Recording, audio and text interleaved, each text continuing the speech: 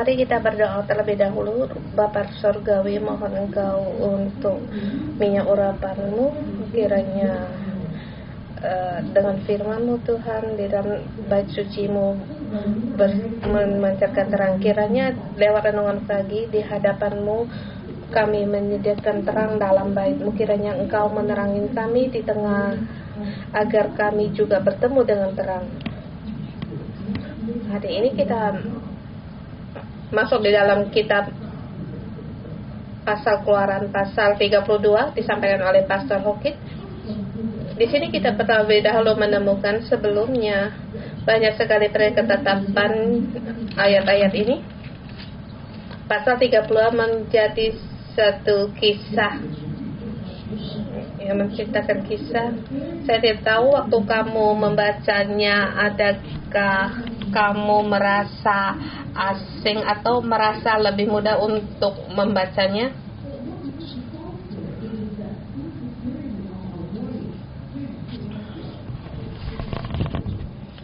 Sesungguhnya dalam kitab Imam Musa terdiri dari dua bahan ini.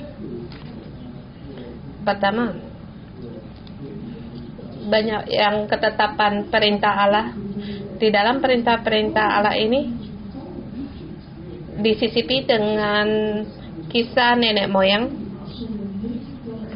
Boleh dikatakan di kitab Kejadian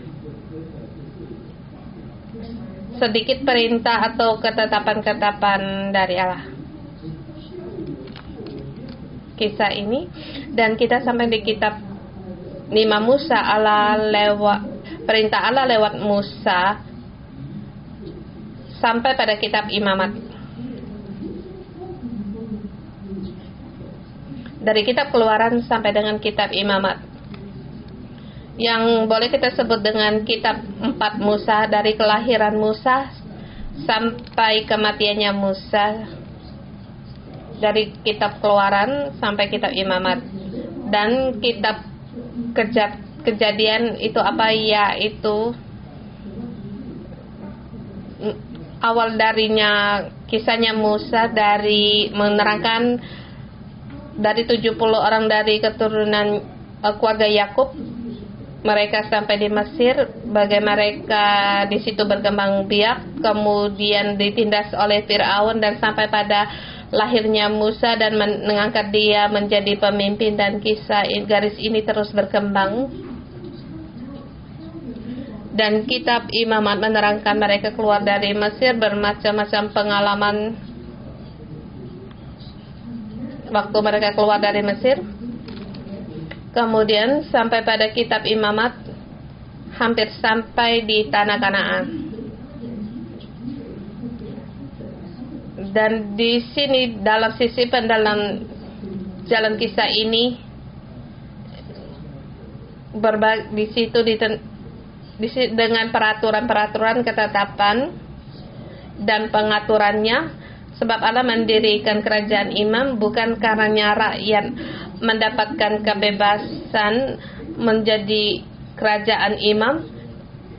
Mereka itu dipelihara dengan firman Allah. Mereka perlu hukum Allah untuk menjadikan petunjuk bagi mereka. Sampai di sekitar tanah Kanaan, Musa kembali mengulangi, menerangkan bagaimana selama 40 tahun Allah memelihara mereka, dan mereka harus dengan segenap hati, segenap jiwa mereka, dengan kekuatan mereka untuk mengasihi Allah dan melakukan perintah-perintah Allah. Seluruh kitab 5 Musa disisipi dengan kisah hukum Taurat, dan hukum-hukum ini untuk membentuk suku bangsa itu suatu bangsa itu sangat penting. Dan latar belakang dari hukum Taurat ini yaitu pengalaman orang Israel waktu mereka keluar dari Mesir, apa yang mereka alami. Dan hari ini kita sampai di satu perkara. Sebelumnya Musa di atas gunung sudah 40 hari, sampai waktu mereka turun gunung, kisah dimulai. Di atas gunung dia menerima petunjuk bagaimana mendirikan kemah pertemuan. dan ketetapan imam, Allah telah mempersiapkan Harun dan anak-anaknya menjadi keluarga imam. Dan Harun dia orang yang bagaimana? Hari ini kita membaca anak lembu emas dalam pandangan yang lain. Dan kisah ini setidaknya ada 3 tokoh. Allah, dia di atas gunung telah tahu apa yang terjadi. Musa, di atas gunung belum tahu apa yang terjadi, tapi dia melihat Allah murka, dia langsung berdoa untuk rakyat. Ini satu tokoh sebagai pengantara, walaupun dia tidak memakai pakaian imam, tetapi rakyat dia dipikul di atas pundaknya.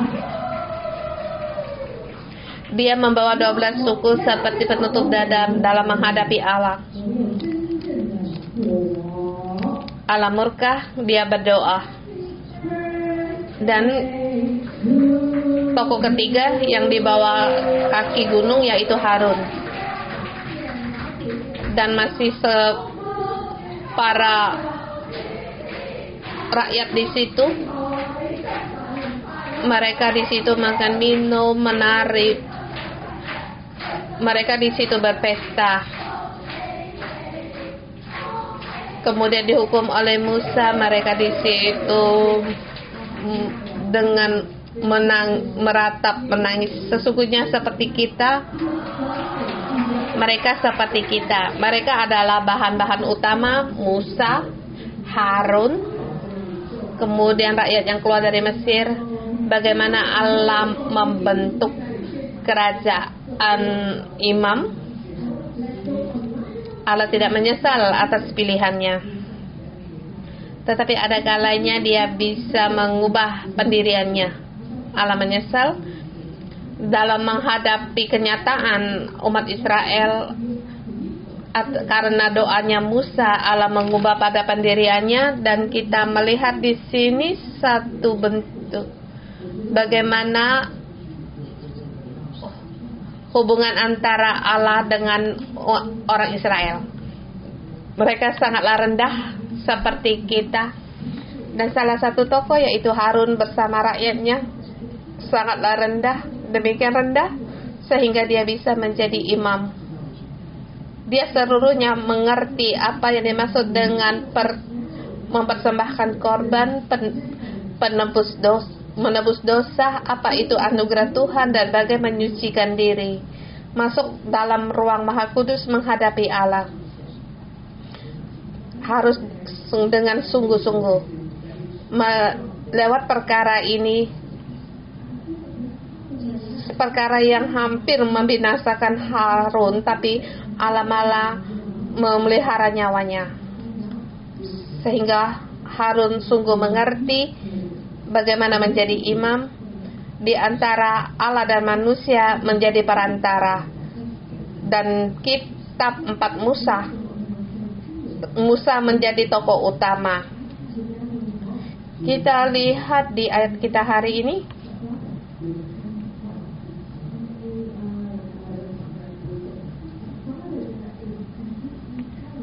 Untuk hari ini tidak, saya lupa memberikan tema. Kalau kalian terpikir memberikan kesimpulan, tetapi di dalam pasal ini dibagi 3 bagian dan punya tema kecil.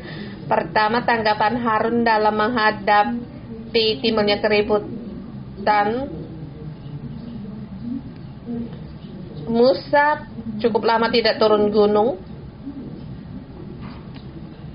Di sini banyak tulisan yang sangat semarak, seperti kita perhatikan kata-kata penggunaannya. Seperti di ayat pertama dikatakan, sebab Musa ini orang yang telah memimpin kami keluar dari tanah Mesir, kami tidak tahu apa yang telah terjadi dengan dia. Tidak tahu apa yang terjadi pada Musa. Dia tidak turun-turun gunung semakin ditunggu semakin salah tebak. Kali ini 600.000 orang tidak lagi dalam perjalanan, tetapi mereka telah berkemah di bawah kaki Gunung Sinai. Jadi banyak pergesekan antar hubungan sesama, dan di situ apakah ada bahan makanan, adakah air untuk diminum, dan jalan ini bagaimana untuk terus berjalan. Dan orang-orang ini, pendapat orang ini semakin berpikir, mereka semakin khawatir, dan sehingga mereka salah tebak. Mereka tidak berkata apa yang hendak dilakukan, tetapi Harun ini berkata kepada mereka untuk tanggalkan emas dan dibawa kepadanya. Mereka membawa anti-anti emas, mereka dibawa kepada Harun. Kemudian di ayat keempat, diterimalah itu dari tangan mereka, dibentuknya dengan pahat dan dibuatnya daripada anak lembu tuangan. Bukan seperti yang akhir dikatakan masjid dilemparkan ke dalam api langsung muncullah lembu tuangan. Tidak demikian. Tidak punya perkara yang demikian.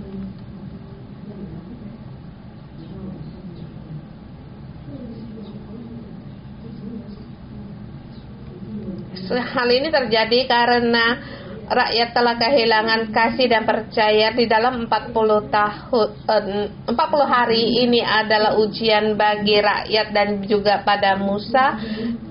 Mereka mungkin berulang kali bertanya kepada Musa, kepada Harun, dan Harun membuat satu ide untuk membuat lembu emas yang dipahat. Dan anak lembu emas ini apakah itu? Sesungguhnya Harun tidak menjelaskan apakah itu. Tetapi mereka berkata, kemudian berkatalah mereka, "Hai Israel, inilah Allahmu yang telah menuntun engkau keluar dari tanah Mesir." Dia menunjukkan anak lembu emas itu. Dikatakan, inilah Allahmu yang menuntun engkau keluar dari tanah Mesir, yang di situ mendatangkan 10 tulah, menuntun keluar dari laut Teberau. Dan ini anak lembu emas itu. Tidak ada kasih dan percaya, bukan hanya membuatkan satu keraguan pada Musa, dan juga terhadap Allah punya keraguan. Selama di Mesir mereka tidak pernah melihat Allah yang tidak punya rupa. Bagi mereka melihat kucing hitam itu adalah Allah, burung belibis juga Allah, lalat juga adalah Allah yang bisa dilihat. Tetapi sekarang dikatakan Tuhan yang bagaimana?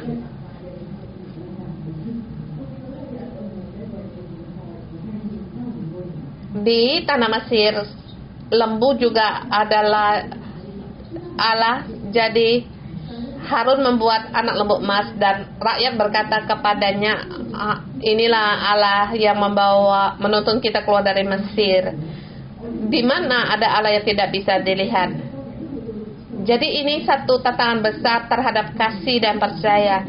Seperti kita belajar berdoa cukup lama, kita juga sering bertanya, apakah Allah mendengar? Mengapa tidak ada jawaban? Apakah aku hanya berbicara dengan udara dan berdoa? Aku lebih baik melihat ada Allah yang mempunyai bentuk dan bisa diraba.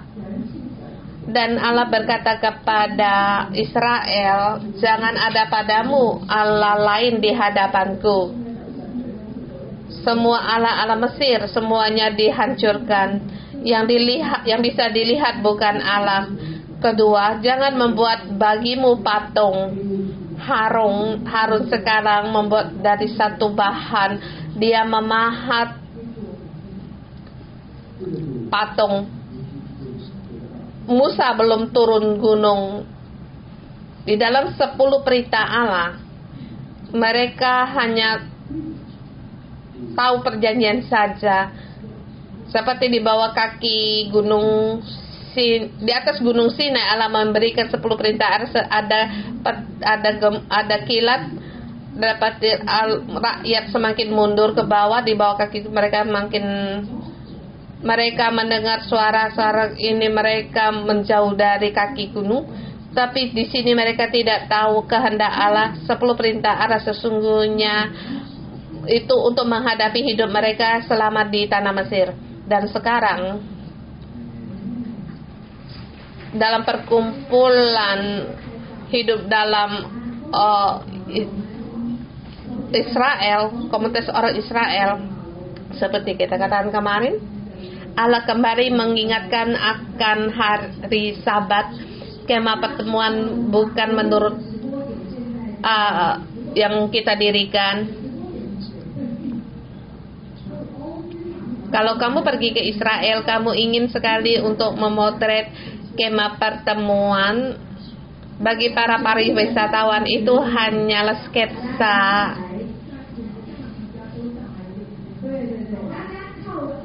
Untuk memotretnya, tetapi bagi Allah, Dia adalah kemah yang diam di tengah-tengah manusia.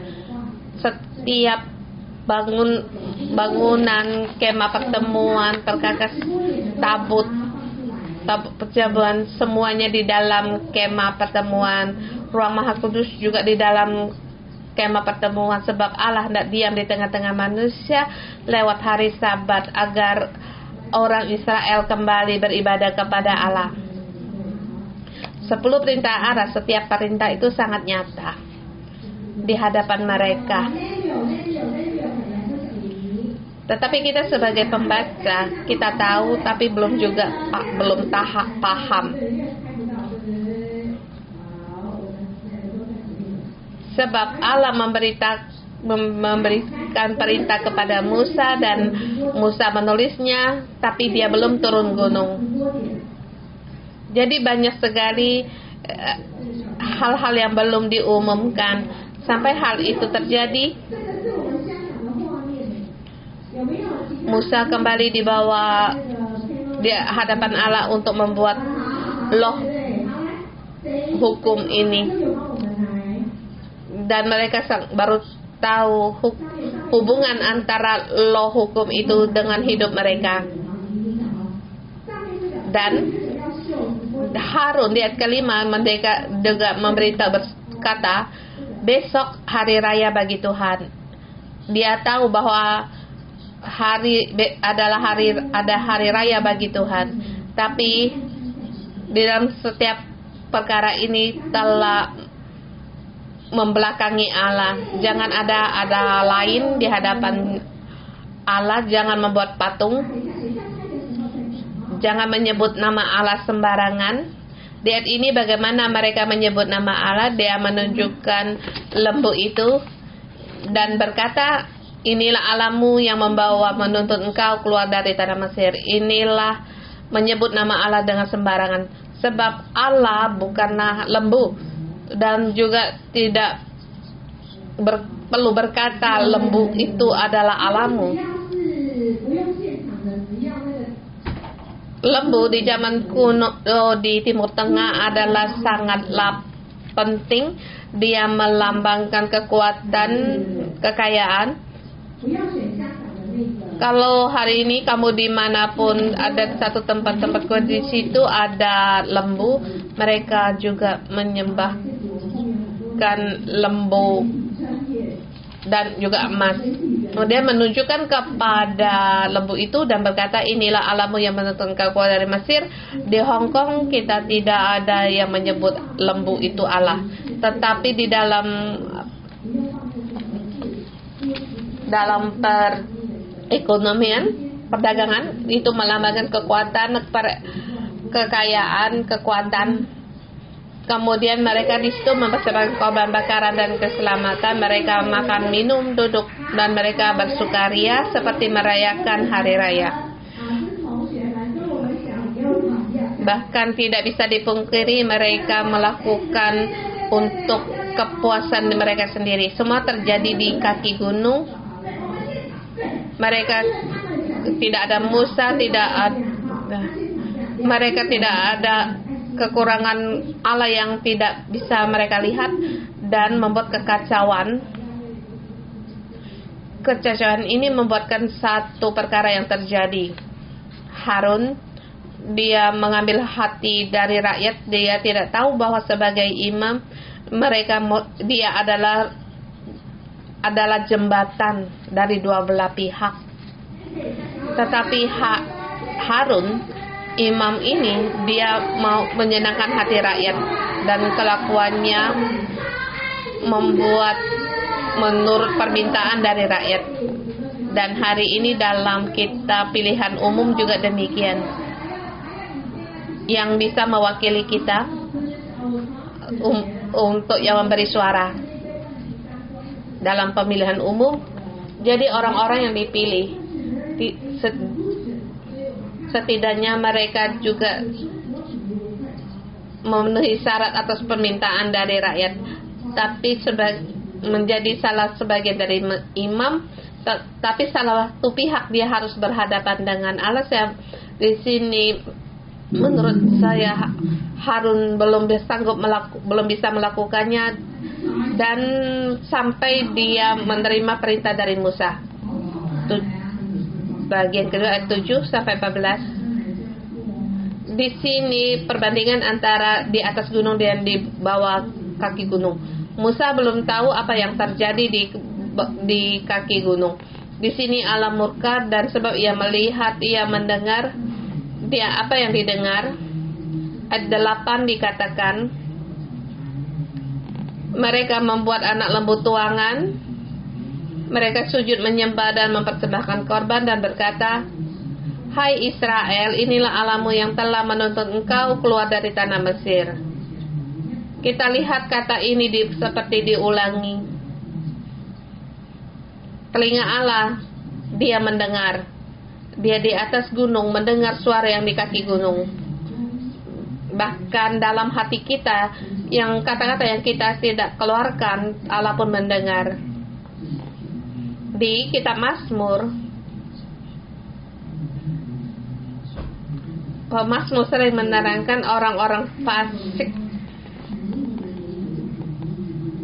bahkan kata hati mereka.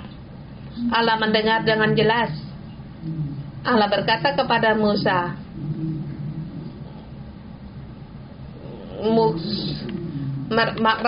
mereka menyimpang dari jalan yang diperintahkan. Mereka adalah bangsa yang tegak teguh. Bukan baru diketahui hari ini. Mereka tak bisa bertahan begitu banyak tahun. Leher mereka harus tegar untuk bisa bertahan hidup. Tetapi terhadap Allah tidak boleh demikian, dan terhadap kehendak Allah tidak seharusnya demikian. Allah melihat mereka berharga dan spesial memilih mereka dan menyelamatkan mereka.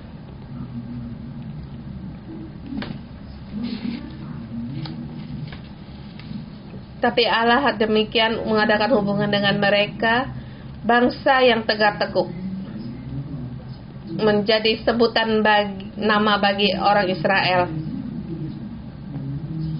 Dan berkata, yang telah menuntun keluar dari tanah Mesir. Dan kemudian Musa berkata kepada Tuhan Allah, dikatakan, umat yang kau bawa dari Mesir. Sepertinya kedua belah pihak tidak mau lagi Israel ini. Dan Allah memberikan satu kelebihan, aku hendak melenyapkan, membinasakan mereka, membinasakan mereka, tetapi engkau dan akan kubuat menjadi bangsa yang besar. Allah mempunyai plan B. Segala sesuatunya tidak perlu disebut. Sebab mengapa harus dibicarakan kepada Musa? Kamu menurut pendapatmu mengapa dia hendak berkata kepada Musa, menyuruh Musa turun itu sudah cukup. Pada saat itu kamu akan mengerti.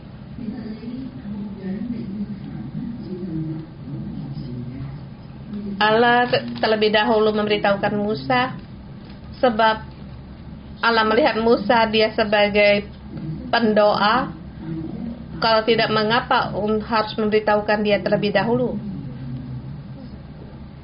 Musa bukanlah orang yang suka ikut campur. Dia paham apa yang Allah katakan. Rakyat, mereka dalam menghadapi dalam bahaya, pertama kali Musa tidak langsung turun gunung, tetapi dia harus sujud di hadapan Allah dan memohon kepada Allah. Di sini dikatakan 3 alasan. Pertama,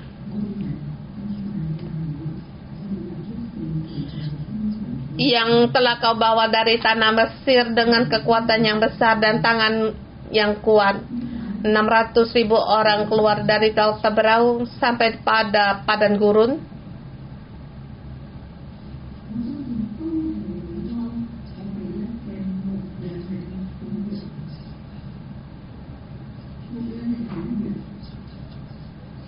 Para pasukan tentara Mesir, mereka sangat jelas melihat apa yang terjadi, melihat orang Israel ini.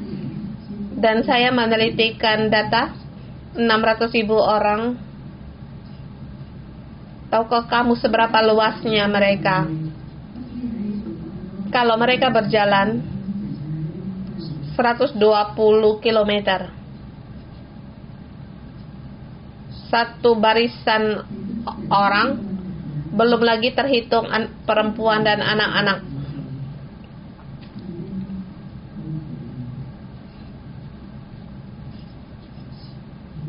Jangan sampai orang Mesir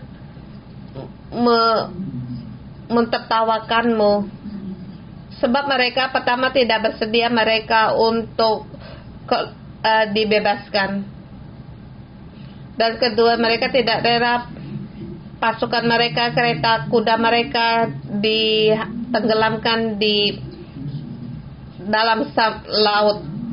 Kalau mereka melihat kamu membunuh mereka, maka akan mereka bertepuk tangan. Apalagi melihat Allah dengan tangannya sendiri membunuh orang Israel. Dia mohon pada Tuhan untuk mengindah, jangan murka. Dan yang kedua, yaitu ingat kepada Abraham dan Ishak, Israel atas janji kepada mereka. Engkau telah bersumpah demi dirimu sendiri dengan kepada mereka.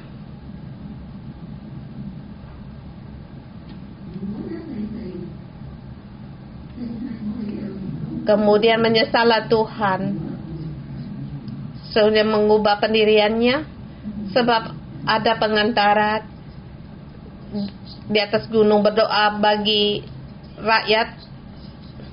Di ayat yang ketiga,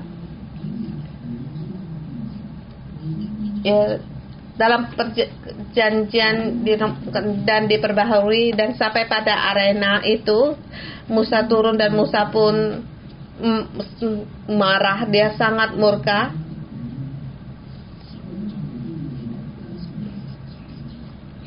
Sebab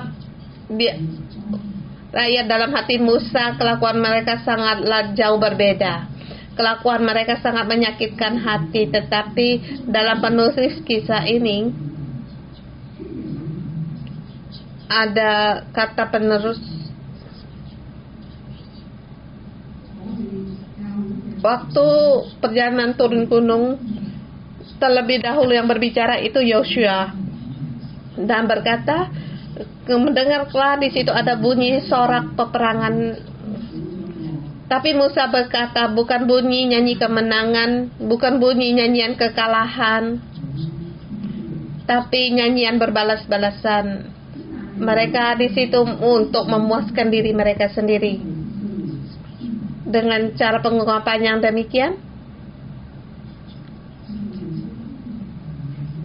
Musa di arena itu langsung berhadapan dengan rakyat itu.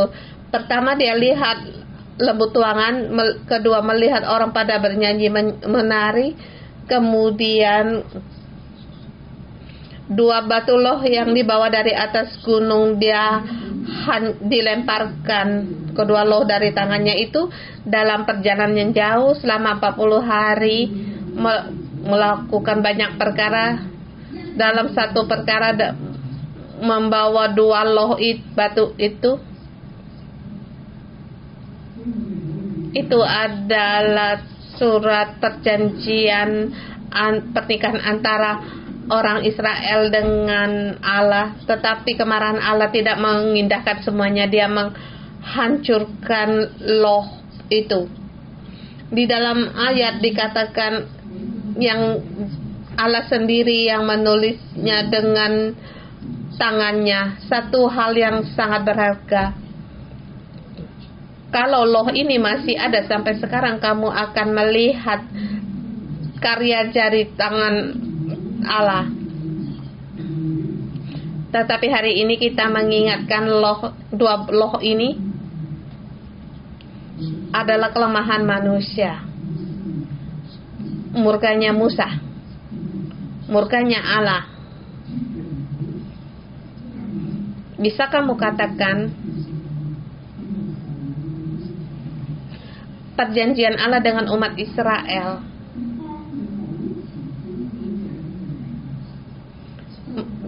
awal dari kekecewaan pada manusia, tapi kekecewaan ini, tapi kita terlebih dahulu melihat ketabahan, kita melihat hati Allah, pentingnya sebagai pendoa. Murka dan kelapangan dada Allah, murkanya hanya sebentar. Segala sesuatu telah dialami orang Israel dan diingat oleh Musa dan Harun juga mengingatkan dalam hati mereka. Dan di sini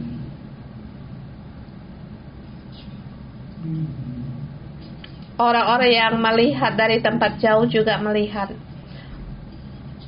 orang Israel mereka gagal. Allah mereka sangat murka, tetapi Allah tidak gagal. Dalam situasi yang mendesak, dia berubah arah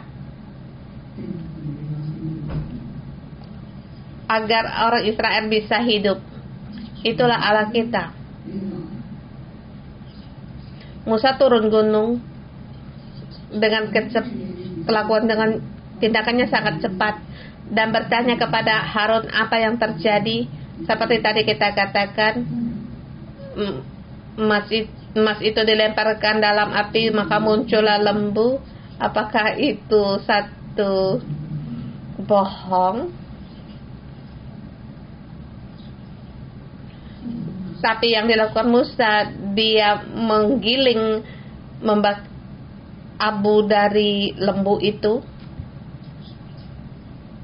dan dicampur dengan air dan menyuruh umat itu untuk minum dan memanggil di sini orang-orang yang berpihak kepada Allah untuk datang kepadanya.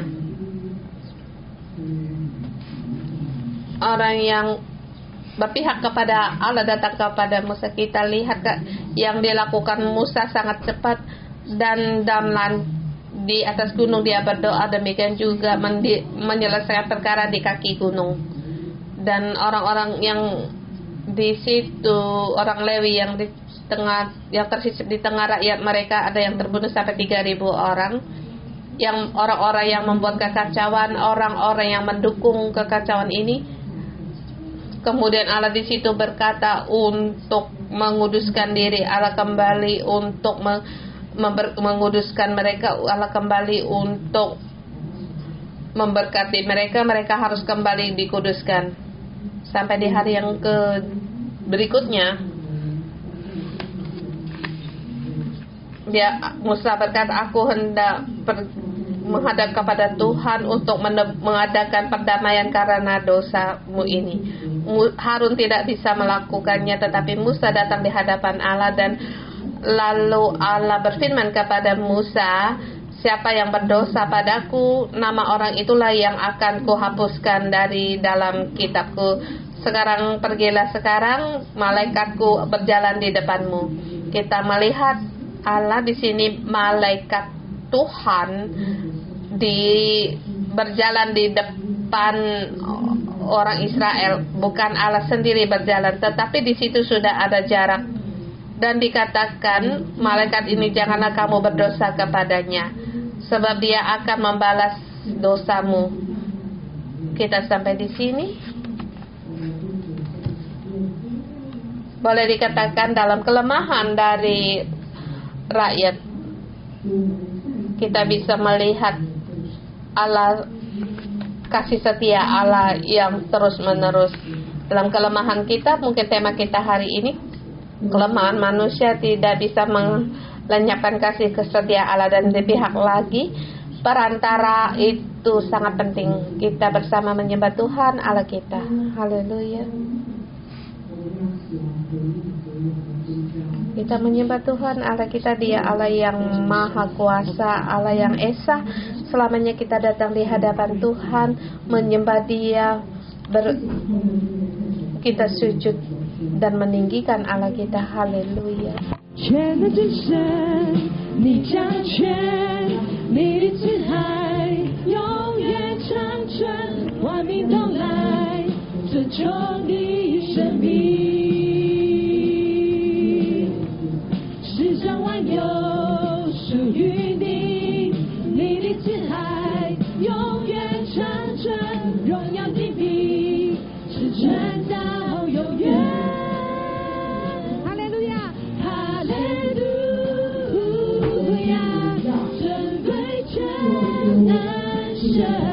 全地万有都会灭没，唯有你永远不改变。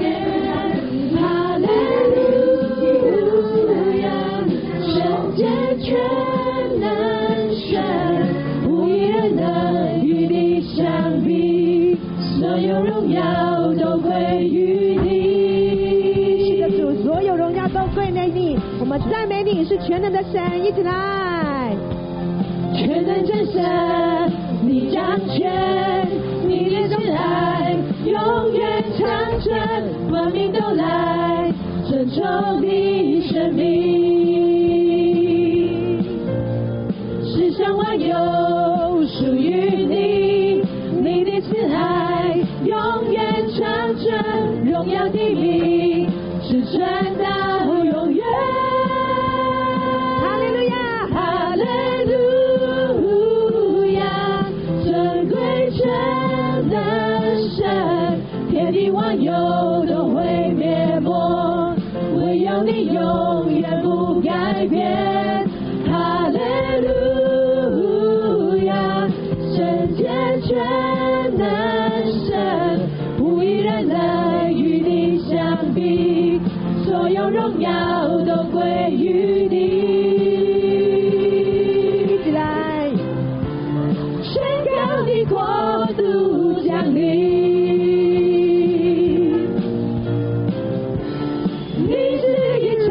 全这里，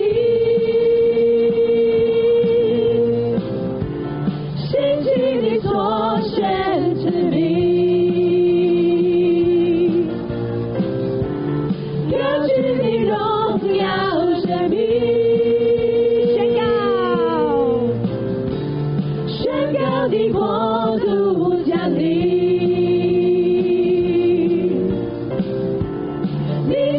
掌权这里，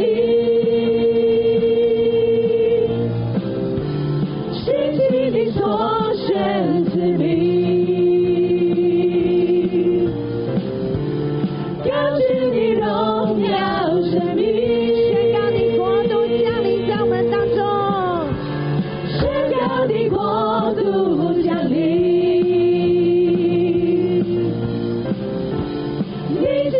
掌权这里，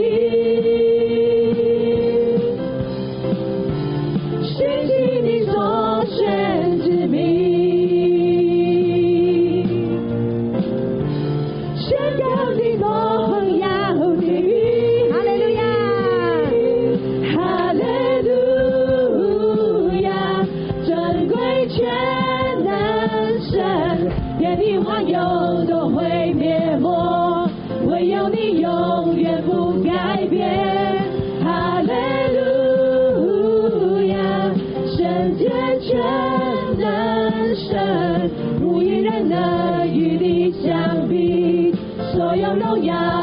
归于你，无一人能与你相比。所有荣耀都归于你，无一人能与你相比。所有荣耀都归於你，無一人能與你相比。所有榮耀都歸於你，無一人能與你相比。所有榮耀都歸於你。神啊，我哋咧歌頌你，神啊，我哋咧讚美你，神啊，多謝Engkau 你。 dan meninggikan Engkau, Engkau Allah yang Maha Kasih. Engkau memanggil kami sebagai imam, dan panggilan ini Engkau tidak menyesal, dan janjimu kepada kami selamanya, Allah yang selalu mengasihi kami dengan kasih setiamu. Saudara semua, mari kita bersyukur seberapa kita punya kelemahan dalam hidup kita, tetapi kasih Allah dan janjinya kepada kita tidak berubah.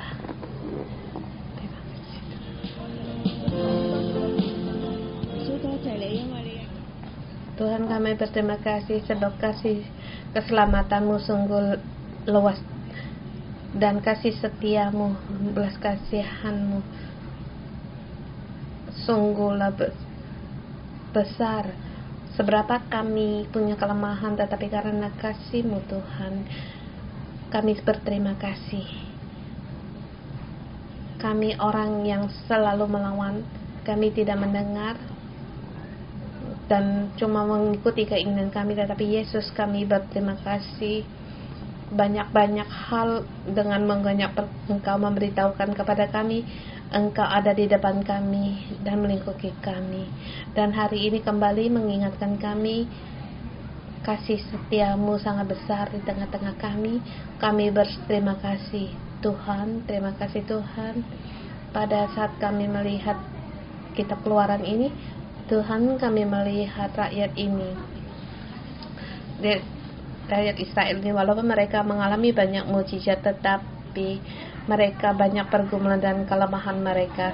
Sesungguhnya Tuhan, kami pun seperti orang Israel hari ini.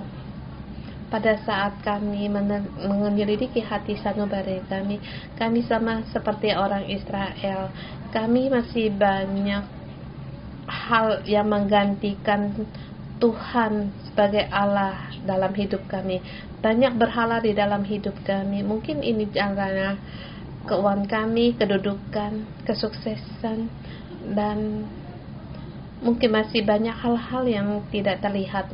Tuhan, kami juga banyak keserakahan. Kami juga tidak percaya kepada Engkau, tidak bersandar seluruhnya pada Engkau. Pada saat saya melihat kitab Keluaran ini, kami tidak hanya menunjukkan, wah, orang Israel, mengapa begitu banyak mujizat terjadi, mereka masih tetap dalam kelemahan. Tetapi biarlah Tuhan, jari-jari kami menunjukkan pada diri kami sendiri, melihat hati sanubari kami. Kiranya Tuhan, biar dengan terang-Mu, biarlah kami melihat kami sama seperti rakyat Israel ini, yang dalam pergumulan kami, dalam kelemahan kami. Saudara semua, mari kita sujud di hadapan Tuhan, agar kita bersama kita merendahkan diri di hadapan Allah kita. Pada saat Tuhan yang kudus hadir, kita tidak ada satupun bisa berdiri. Kita sendiri, mewakili diri kita sendiri, mewakili keluarga kita, keturunan kita, kita datang di hadapan Allah. Kita mohon Tuhan untuk mengampuni kita, mengampuni akan kelemahan diri, kerendahan hidup kita, mengampuni dosa-dosa kita, kesalahan kita.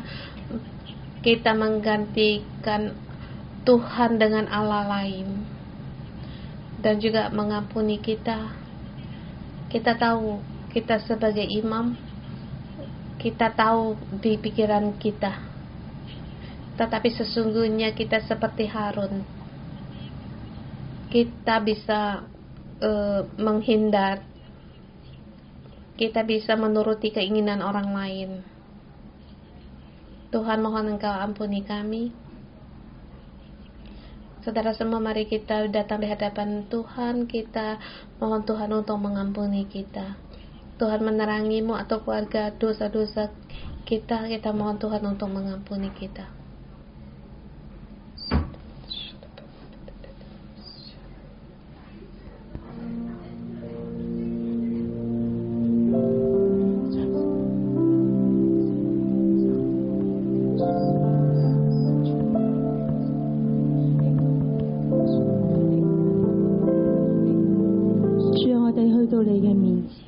Tuhan, kami datang di hadapan Engkau. Kami mengaku akan dosa-dosa pelanggaran kami. Tuhan, Engkau memilih kami. Engkau berkenan kepada kami. Dan Engkau berkata, kami adalah pasukan Tuhan.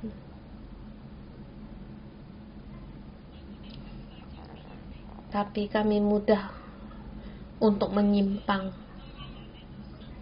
Kami melakukan banyak hal yang mengecewakan Engkau, bahkan menyakiti Engkau.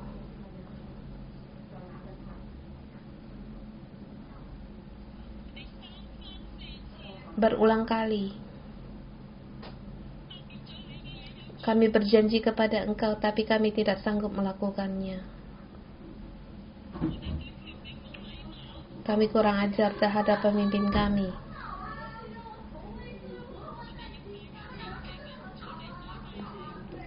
Kami menyembah Allah yang mempunyai bentuk sebagai ganti pada Engkau. Menghadapi kesulitan kami bisa menggerutu.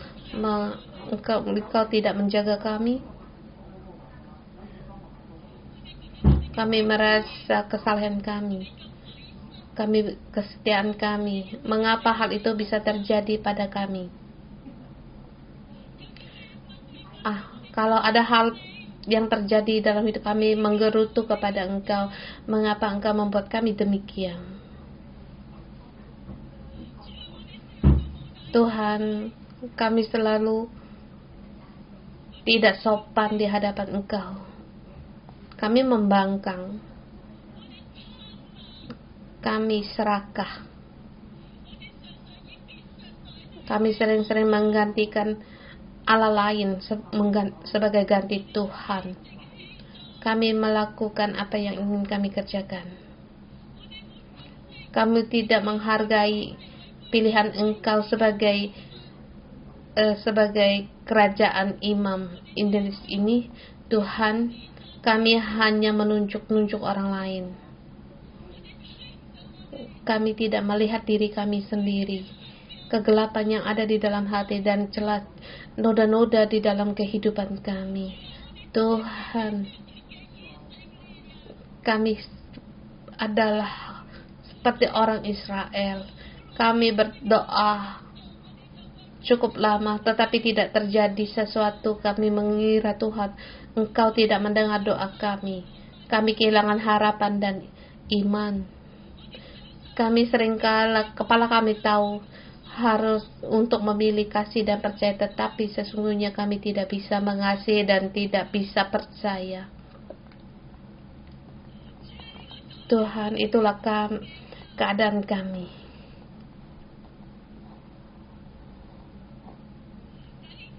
Saudara semua, mari kita berdoa untuk mewakili diri kita sendiri, mewakili keturunan kita, keluarga kita. Kita berdoa pada Tuhan. Ya Tuhan, mohon Engkau berbelas kasihan kepada kami. Ampunilah kami. Ampunilah segala dosa pelanggaran kami.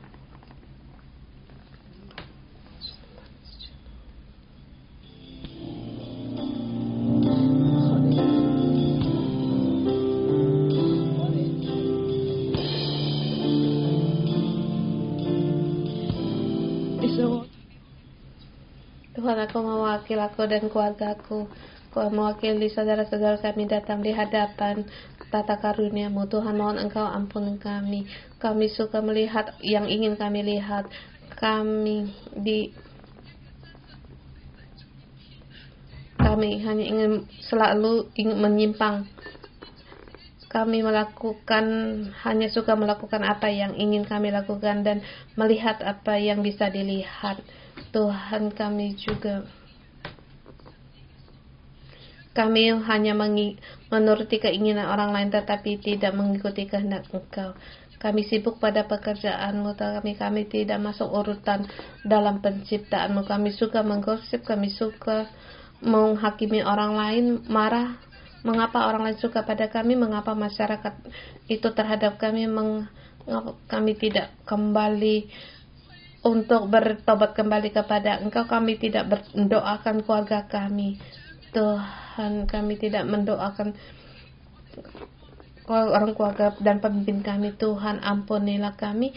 Kami menyia-nyiakan anugerah yang Kau berikan kepada kami, dan Tuhan, mohon Engkau mengampuni kami, mengampuni keluarga kami, dan mengampuni kami setiap orang, dan kami di sekeliling penuh dengan pembangkangan dan melawan pada pemimpin kami. Bahkan kami menyimpang, kami membelok dari kebenaran Tuhan. Kami berdosa pada Engkau dan juga kami bersalah kepada orang lain.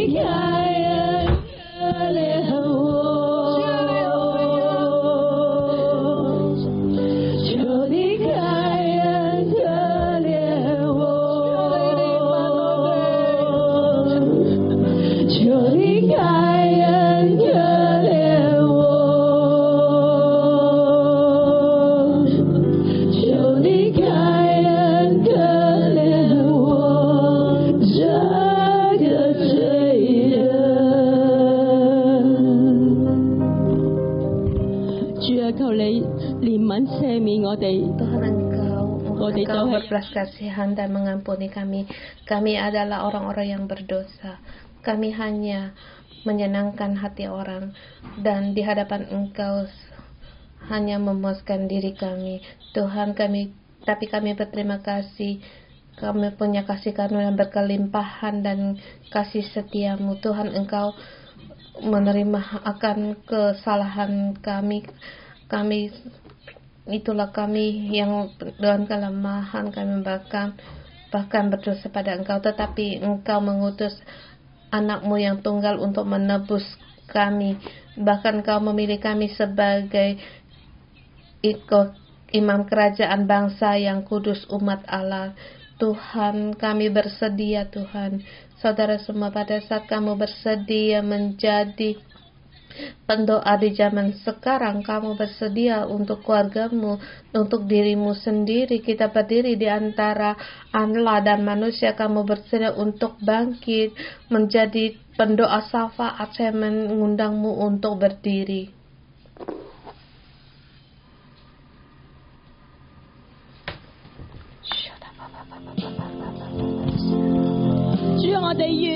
Tuhan, kami bersedia. Tuhan, kami tahu hanya dengan doa, agar masalah kami bawa di hadapan Engkau. Sekarang dunia zaman sekarang, Tuhan, kami bawa di hadapan Engkau. Tuhan, kami tahu pasti ada jalan keluar, pasti ada harapan. Tuhan, hari ini lewat ayat Engkau memberitahukan kepada kami, Musa berkata,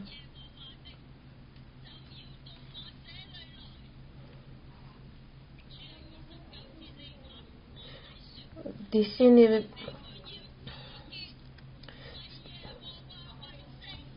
hari ini Tuhan, kami mau dikuduskan. Tuhan, Musa berkata, siapa yang memihak kepada Tuhan, datanglah kepada Tuhan. Tuhan, kami mau memihak kepada Tuhan. Kami mau datang di hadapan Engkau. Kami mau dikuduskan. Dan saya membuat untuk kalian untuk membawa Alkitabmu selangkah demi selangkah kita datang di hadapan Allah. Kita harus berjalan dalam jalan pertobatan. Kita harus berjalan dalam jalan pohon kehidupan.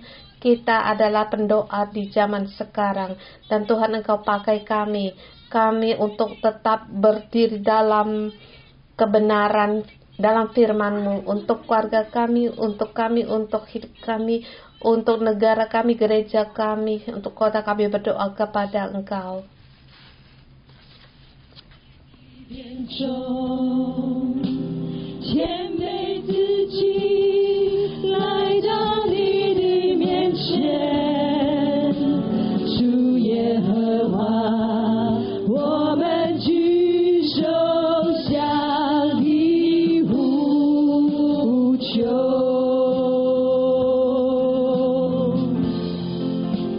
为着百姓，我哋舉起我哋嘅手。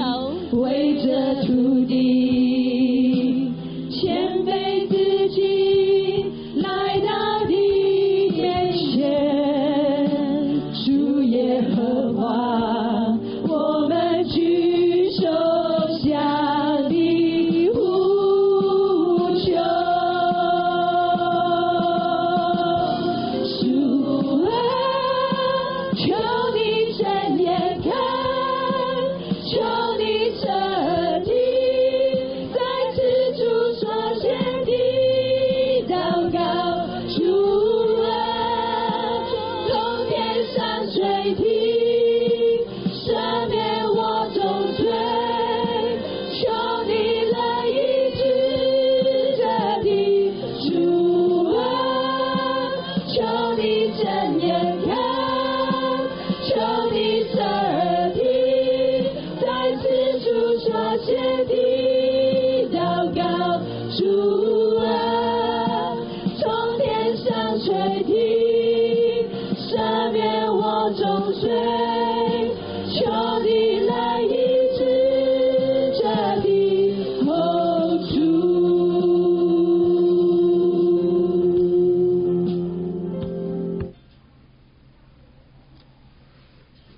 Tuhan, mohon Engkau mendengar doa kami dan Engkau melihat doa-doa yang kami persembahkan. Saudara, mari kita berdoa bagi apa yang kamu khawatirkan, apa yang kamu lihat untuk dirimu, untuk keluargamu, untuk kota negara kita. Kita bersama, kita berdoa pada Tuhan.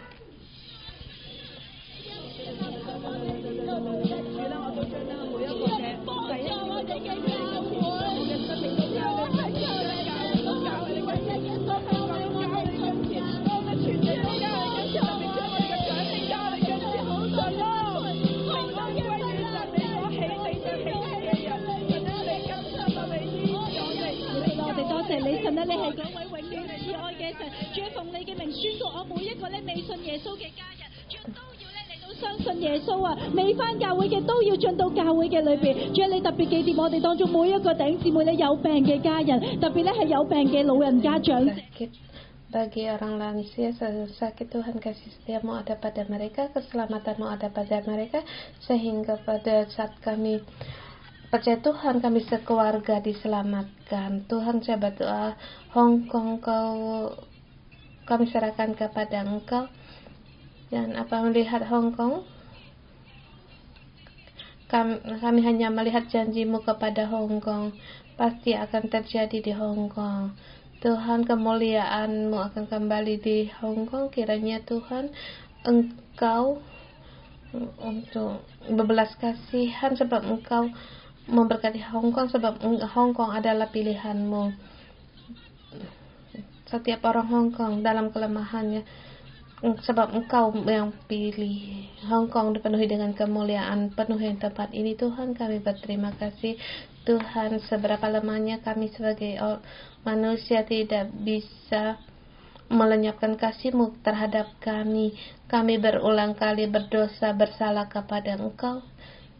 Kami membangkang, kami serakah, kami sombong, tidak bisa mengandalkan Engkau. Tetapi Tuhan, di dalam hidup karena begitu rendah, kami menjadi kerajaan imam, bukan karena kami pintar, bukan karena baik, tetapi karena kami cukup rendah sehingga kami tahu akan keadaan orang-orang yang direndahkan, dan kami melihat karena kami yang demikian Engkau memilih kami. Tuhan, kami berdoa dan memuji atas kasih setia-Mu, memuji atas pilihan Engkau, memuji kelimpahan kasih karunia dan belas kasihan-Mu kepada kami. Saudara, mari kita berterima kasih, memuji Tuhan Allah kita atas kasih setianya kepada kita, atas anugerah dan pilihannya.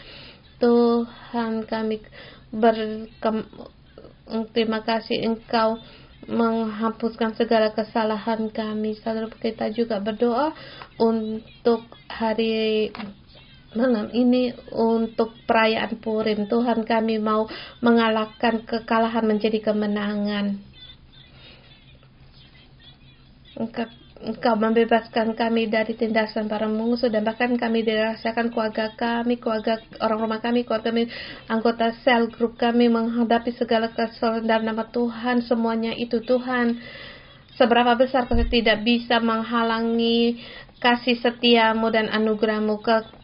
Urapan kekalahan, mengubah kekalahan menjadi kemenangan ada pada kami semua. Dan saya mengundang dari bulan 1 sampai bulan 6 bulan akhirnya berdoa untuk perayaan Purim, dan juga dalam bulan 7 sampai 12 berdoa untuk orang-orang yang baru yang kita undang, sebab agar mereka bisa mengenal kebenaran dan menerima Tuhan dalam hidup mereka.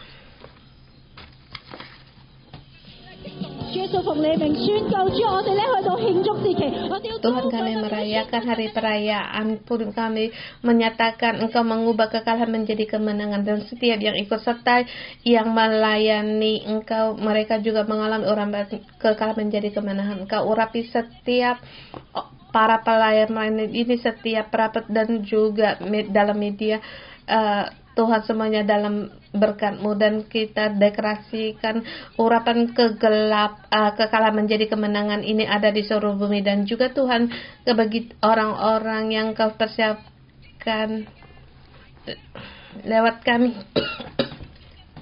Setiap orang yang kami undang teman-teman baru bisa menanggapi kasih-Mu dan mendapatkan keselamatan dari-Mu. Dan dalam Tuhan Yesus deklarasikan di dalam hari raya Purim ini, mereka dari kekalahan menjadi kemenangan, dari perbudakan Mesir mereka menjadi orang-orang yang menyembah Allah. Haleluya, 尊贵全能神，天地万有都会灭没，唯有你永远不改变。Haleluya， 圣洁全能神，无一人能与你相比，所有荣耀都归于哈利路亚，哈利路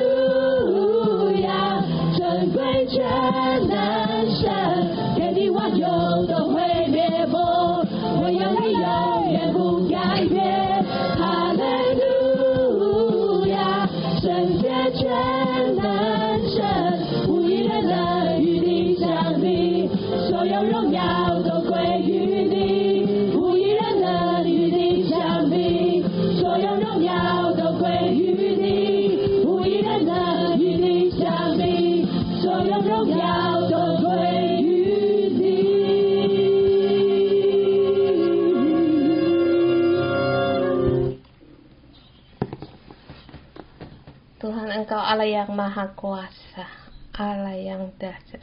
Tak ada yang bisa dibandingkan dengan Engkau. Tuhan, kami menerima firman-Mu, merangkul pada firman-Mu. Tuhan, firman-Mu kami letakkan di hati kami. Kami menghargai setiap firman-Mu yang Tuhan, selamanya kami punya kesempatan untuk bertobat. Tapi Tuhan, tolonglah kami agar kami jangan memanjakan diri kami, jangan melihat keadaan seperti tidak mendengar doa kami menggerutu. Kami berdosa kepada Engkau. Tuhan, firman-Mu dasar dalam hidup kami agar menghadapi segala kesulitan. Kami tetap berpegang pada janji-Mu, dan mari kita terima berkat. Aku dalam nama Tuhan Yesus Kristus memberkati saudara-saudari semua. Allah memilih-Mu seperti memilih Musa dan Harun. Kamu adalah kerajaan imam, sebab Engkau tahu mengerti akan kelemahan manusia. Engkau berdiri di antara Allah dan manusia sebagai pengantara. Allah bukan hanya mendengar doa tapi juga Allah akan menjagamu, dan Allah memberikan petunjuk bagimu agar kamu bangkit untuk negara ini, untuk generasi ini. Sebab karena doa-doamu, sebab ada kamu, kita punya harapan, Hongkong punya harapan. Sebab doa-doamu, keluargamu diselamatkan. Dan sebab karena doa-doamu, orang di segala kesulitan yang di sekitarmu ada jalan keluar. Karena doamu, kamu terkait dengan Allah. Setiap hari kamu menerima keselamatan, bahkan kamu menjadi sahabatnya Tuhan. Allah memilihmu, mengurapimu. Bahkan dalam nama Tuhan Yesus mendeklarasikan kamu pasti akan melihat kelimpahan anugerah belas kasih Tuhan ada padamu dan keluargamu dan keturunanmu. Bahkan Allah memberikan tahu padamu kamu akan melihat 62 tahun janji penanaman pohon kehidupan ini akan terjadi. Haleluya. Dalam nama Tuhan Yesus menerima urapan, mengalahkan kekalahan menjadi kemenangan. Dalam nama Tuhan Yesus memberkatimu. Amin. Kiranya kita renungan pagi sampai di sini. Tuhan Yesus memberkati.